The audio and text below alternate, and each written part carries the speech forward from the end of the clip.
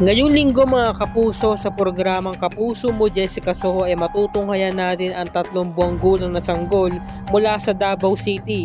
Ninakaw mula sa sarili niyang ina ang suspect na gawa raw ang pangingidnap para ipalis sa kanyang anak.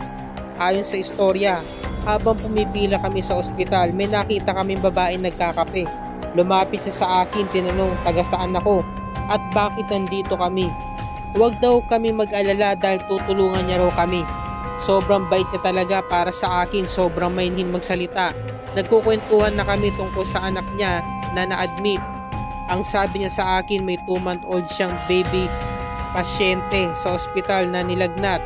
Matagal na rin daw siya dyan, 1 buwan na. Nakuha na niya yung loob ko.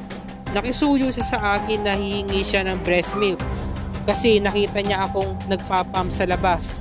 Siyempre may utang na loob ako sa kanya sa pag-process. Kaya nilagay ko yung baby ko sa karton na higaan na ginawa ng babae. Binigay niya yung nilagay niya sa akin, tapos habang nagpapump ako, tumalikod ako. 1 minuto lang yata. Pagharap ko, nawala na yung babae.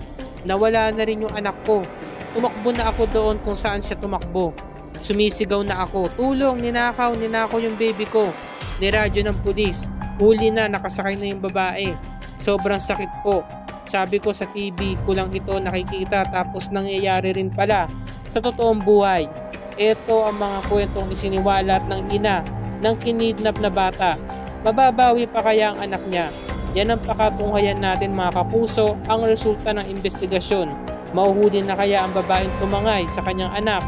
Yan ang wag na wag natin palalagpasin ngayong linggo ng gabi.